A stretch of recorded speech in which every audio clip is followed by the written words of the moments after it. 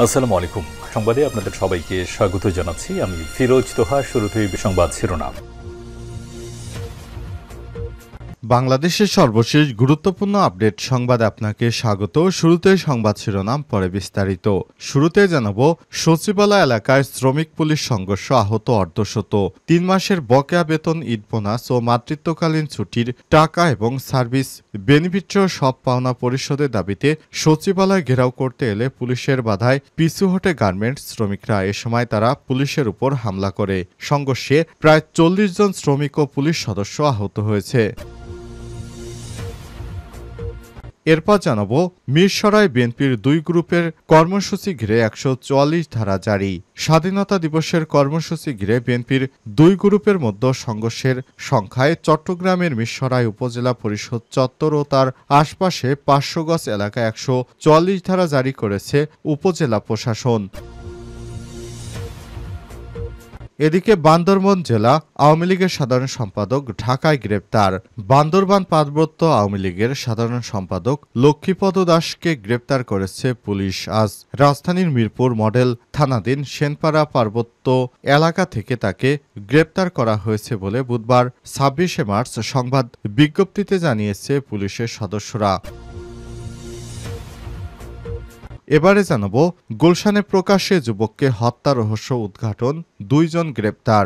রাজধানীর গুলশান থানাধীন গুলশান 1 পুলিশ প্লাজার সামনে ডিশো ইন্টারনেট ব্যবসায়ী সুমনকে প্রকাশ্যে গুলি করে হত্যার চাঞ্চল্যকর ঘটনার মূল হোতাশ ও হত্যাকাণ্ডে সরাসরি অংশগ্রহণকারী 2 জনকে গ্রেপ্তার করেছে র্যাব। এদিকে হামিম গ্রুপের জিএম আহসানুল্লাহর রক্তাক্ত মরদেহ উদ্ধার।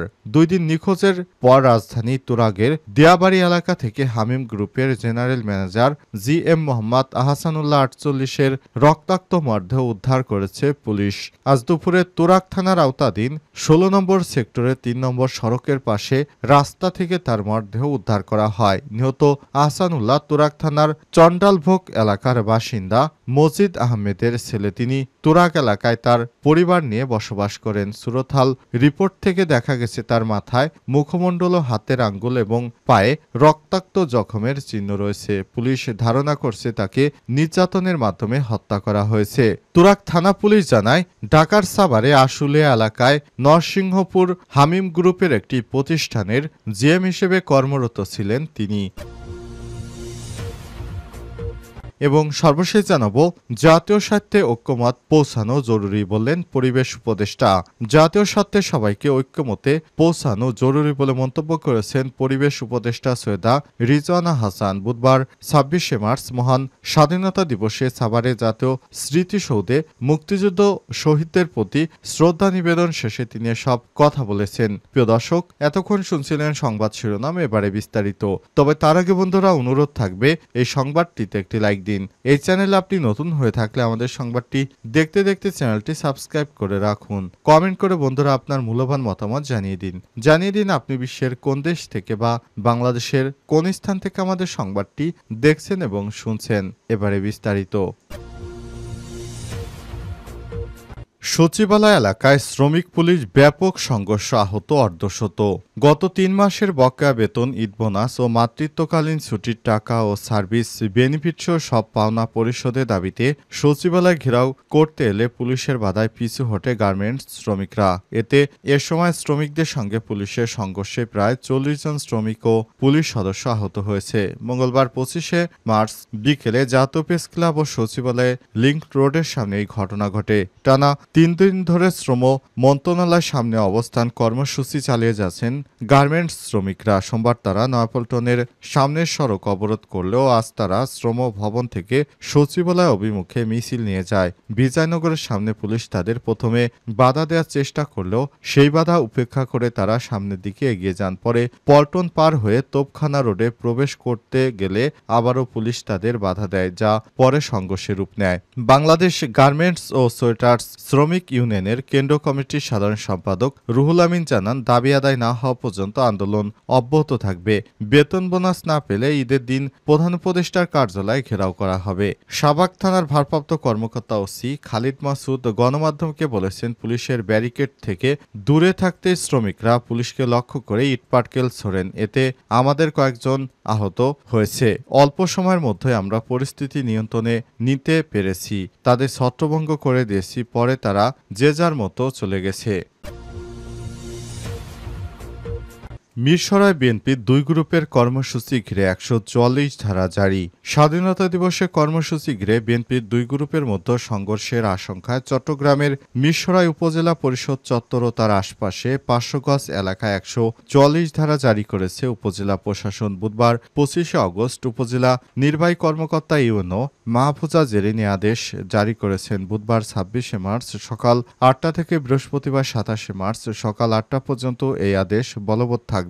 অফিস আদেশে বলা হয়েছে, মহান স্বাধীনতা দিবস উপলক্ষে শহীদ মিনারে জনসাধারণ এবং বিভিন্ন রাজনৈতিক দল শ্রদ্ধা নিবেদন করবে। যেহেতু বিএনপি উপজেলায় বিভিন্ন ইউনিট নবগঠিত এবং পদবঞ্চিত সংগুপ্তরা নেতাকর্মীদের মধ্যে আধিপত্য বিস্তারকে কেন্দ্র করে 24শে মার্চ থেকে চরম উত্তেজনা বিরাজ করছে। এতে যে কোনো সময় আইন শৃঙ্খলার অবনতি ও রক্তক্ষয়ী সংঘর্ষের ঘটনা ঘটতে পারে। তাই মিরসরাই থানার ভারপ্রাপ্ত কর্মকর্তা ওসি ইউএনওকে লিখিতভাবে অবহিত করেন। এর আগে মঙ্গলবার 24শে মার্চ সন্ধ্যায় 26শে মার্চকে ঘিরে কর্মসূচি ঘোষণা করেন মিরসরাই উপজেলা বিএনপির 2টি পক্ষ। নবগঠিত আহ্বায়ক কমিটির নেতৃত্বে বুধবার সকাল 10টায় পদবঞ্চিত নেতৃত্ববৃন্দরা সকাল 9টায় শহীদ মিনারে শ্রদ্ধা নিবেদন এর ঘোষণা দেন। খোঁজ নিয়ে জানা গেছে, গত 23শে মার্চ চট্টগ্রাম উত্তর জেলা বিএনপির আহ্বায়ক গোলাম আকবর খন্দকার মিরসরাই উপজেলা পৌরসভা ও বারৈয়াহাট পৌরসভা বিএনপির আহ্বায়ক কমিটি ঘোষণা করেন। ঘোষণার পর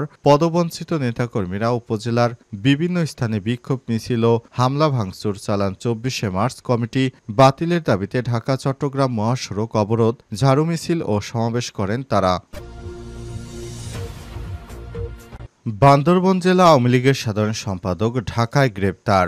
বান্দরবন পার্বত্য জেলা আওয়ামী লীগের সাধারণ সম্পাদক লক্ষ্মীপদ দাসকে গ্রেপ্তার করেছে পুলিশ। মঙ্গলবার 25শে মার্চ রাজধানীর মিরপুর মডেল থানাধীন সেনপাড়া পর্বতা এলাকা থেকে তাকে গ্রেপ্তার করা হয়েছে। বুধবার 26শে মার্চ এক সংবাদ বিজ্ঞপ্তিতে পুলিশ বিষয়টি নিশ্চিত করেছেন। গ্রেপ্তারকৃত লক্ষ্মী দাস বান্দরবার সদর উপজেলার 4 নং ওয়ার্ডের উপেন্দ্রলাল দাসের ছেলে। গ্রেপ্তারের পর বান্দরবান জেলা পুলিশের একটি স্কোয়াড ঢাকায় গিয়ে তাকে বান্দরবনে নিয়ে যায়। পুলিশের সংবাদ বিজ্ঞপ্তিতে জানানো হয়েছে, গত জুলাই আগস্টে বৈষম্যবিরোধী ছাত্র আন্দোলন চলাকালে আন্দোলনকারীদের উপর হামলা, মারধর ও হত্যা চেষ্টা সহ ককটেল বিস্ফোরণ এমন কোনো অপরাধ নেই যা এই আওয়ামী লীগের নেতা করেনি। এলাকায় নাশকতা সৃষ্টির অভিযোগে তার বিরুদ্ধে বান্দরবন সদর থানায় 5টি মামলা তদন্তাধীন রয়েছে। এসব মামলায় তিনি এজাহার নামীয় আসামি। এতে আরও বলা হয়েছে, লক্ষ্মীপদ দাসকে 5টি মামলায় গ্রেপ্তার দেখিয়ে আদালতে সোপর্দ করা হয়েছিল। আদালতে শুনানি শেষে তাকে বিচারকের নির্দেশে জেল হাজতে পাঠানো হয়েছে। শেখ হাসিনা পালিয়ে যাওয়ার পর দীর্ঘদিন আত্মগোপনে ছিলেন এই আওয়ামী লীগের নেতা। অবশেষে তাকে গ্রেপ্তার করল ঢাকা থেকে পুলিশ। হত্যা মামলায় আসামি তিনি, তাকে সাজার শাস্তি দেওয়া হবে বলেও জানিয়েছে পুলিশ। গুলশানে প্রকাশ্যে যুবককে কুপিয়ে হত্যার ঘটনা রহস্য উদ্ঘাটন, 2 জন গ্রেপ্তার। রাজধানীর গুলশানে থানাধীন গুলশান এক পুলিশ প্লাজার সামনে ডিশ ও ইন্টারনেট ব্যবসায়কে কেন্দ্র করে সুমনকে কুপিয়েও প্রকাশ্যে গুলি করে হত্যার চাঞ্চল্যকর ঘটনার মূল হোতাশ ও হত্যাকাণ্ডের সরাসরি অংশগ্রহণকারী 2 জনকে গ্রেপ্তার করেছে র্যাব। মঙ্গলবার 24শে মার্চ পটুয়াখালী ও গাজীপুর টঙ্গীতে অভিযান চালিয়ে তাদের গ্রেপ্তার করা হয়েছে। বুধবার 26শে মার্চ গণমাধ্যমে পাঠানো এক বিজ্ঞপ্তিতে জানিয়েছে র্যাব। গ্রেপ্তারকৃতদের একজন মধ্যবাড্ডা এলাকার বাসিন্দা মেহেদি ও ওয়াসির মাহমুদ সাইদ ওরফে বড় সাইদ 59। তিনি ঝালকাঠি সদর থানা জয়পুর গ্রামের মৃত MA আজিজের ছেলে। র্যাবের দাবি, এই হত্যাকাণ্ডের মূল হোতা সাইদ। গ্রেপ্তারকৃত অপরজন মামুন ওরফে বেলাল, তিনি কুমিল্লার মুরাদনগর উপজেলার মুরাদনগর গ্রামের মৃত আব্দুল কাদেরের ছেলে র্যাব জানিয়েছে, গ্রেপ্তারকৃত সাইদ ও মুরাদ সহ আরও কয়েকজন এই হত্যাকাণ্ডে সরাসরি অংশ নিয়েছেন। সংবাদ বিজ্ঞপ্তিতে র্যাব জানিয়েছে, গুলশান এবং বনানী এলাকায় ডিশ ও ইন্টারনেট ব্যবসাকে কেন্দ্র করে সুমন মিয়াকে গত 20 মার্চ রাতে পুলিশ প্লাজার সামনে প্রকাশ্যে কয়েকজন অস্ত্রধারী গুলি করে পালিয়ে যায়। এই ঘটনার পর সুমনকে ঢাকা মেডিকেল কলেজ হাসপাতালে নিয়ে গেলে কর্তব্যরত চিকিৎসক তাকে মৃত ঘোষণা করেন। এই ঘটনায় গুলশান থানায় একটি হত্যা মামলা দায়ের করে সুমনের পরিবার।